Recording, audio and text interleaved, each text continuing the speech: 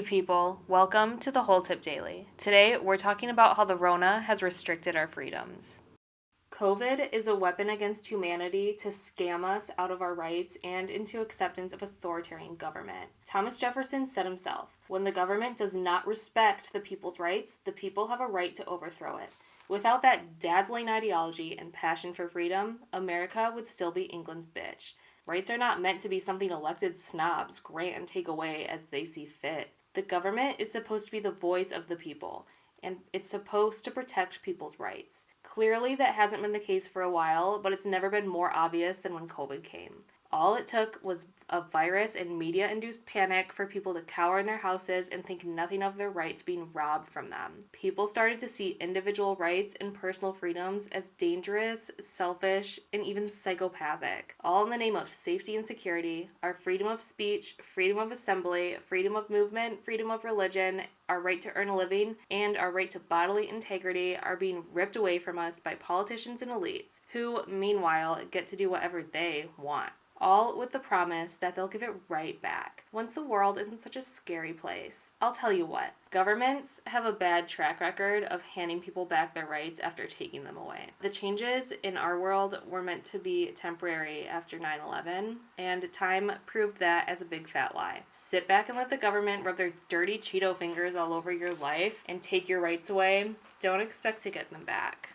People aren't just passively allowing this to happen, they freaking want it to. In April, when everyone was all looped up with fear, bent over, ready to get fucked by the government, I heard something totally crazy on the radio. My parents listen to NPR for whatever reason, and it said that the majority of Americans were willing to give up their rights if it helped combat COVID.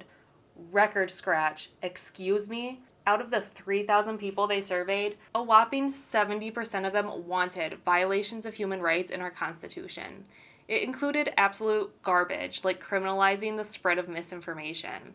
Great idea, guys. Let's let the government decide what the truth is. The D-bag national propaganda host continued to list off constitutional rights people wanted stripped of, and obviously I said something like, these people are crazy. Then my dad defended them. He was all, if it saves lives. That's when I knew we were in a serious pickle. I guess after March for Our Lives, it shouldn't be too surprising people want more rights stolen. Should have seen this dumpster fire coming a mile away. We are supposed to have freedom of speech and freedom of expression. Those support our freedoms to express ideas and opinions and to seek and receive information without fear of retaliation, censorship, or legal sanction, regardless of the medium used. Yeah, there's some exceptions like slander, perjury, or copyright violations, but stupid misinformation is not one. We are headed down a slippery slope, boys and girls. First, it's Facebook jail. Next, it's re-education camp. That probably sounds a little dramatic to some of you, but keep in mind, we are on week, 52? Somewhere around there, of 2 weeks to flatten the curve. Things escalate quickly, people. Online is a major way we communicate and spread info. Government-forced isolation dramatically increased our time spent on social media while decreasing socializing in person. Twitter, Facebook, and YouTube are among the biggest sites people go to express ideas and opinions. Jack Dorsey and his beard of lies totally insults our intelligence when he claims his platform is a virtual public town square. Give me a fucking break.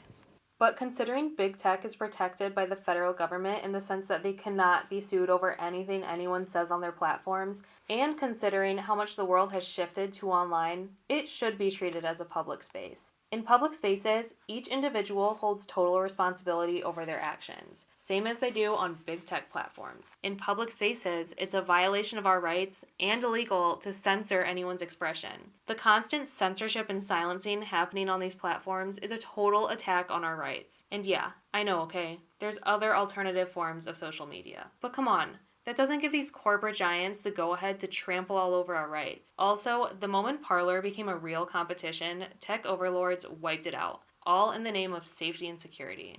People are being totally brainwashed into thinking that free speech is too dangerous. Misinformation spreads the virus and kills grandma. We must only say what the overlords allow. They know what's best for us. Anything they don't deem true, it's gotta be silenced. We must slow the spread at all costs, even if it costs us our humanity. Our freedom of assembly guarantees us the right to peacefully assemble. The government can't make laws telling us how many people we can have in our homes or be around. I'd even say that going to bars and restaurants is peaceful assembly. The government and bad cops keep turning their backs on their oaths and the Constitution when they put in place and enforce authoritarian corona restrictions. Seeing news stories of arrests or legal penalties on people practicing their right to peacefully assemble is sickening. At the same time, they're trying to make it clear to us that protests that are on the same side as the government and huge corporations are the only ones safe and acceptable. The ones that reject the mainstream narrative, or are full of people the establishment finds unsavory, are reckless superspreaders that put everyone in existence at risk. The mainstream media sure is doing their part to brainwash the nation into believing that peaceful assembly is only okay if we are told the reason is just. Well, guess what, dirtballs? We don't need your stinking permission. Freedom of movement is our right to freely travel within our country and to come back if we leave. The government closed public parks and beaches, and they signed executive orders that restricted travel to essential only. Americans were left stranded in foreign countries because of border closures, and if you visit New York without quarantining, you'll be fined. The COVID commander, Bill Gates, not to be confused with the Rona Destroyer, guys, is promising us a vaccine passport. It's a handy-dandy certification that we've gotten the vaccine. We'll need it to fly and for day-to-day tasks like going to work and getting groceries. Excuse me, Mr. We need to decrease the population Gates, but our right to travel and freedom of movement isn't limited to people who inject your weird germ juice into their bodies. It applies to all of us. We don't tell people with AIDS that they can't fly on a plane because they're gross disease spreaders. Stop telling it to everyone who refuses the vax. Not all of us have private jets and yachts, but we all have the freedom of movement.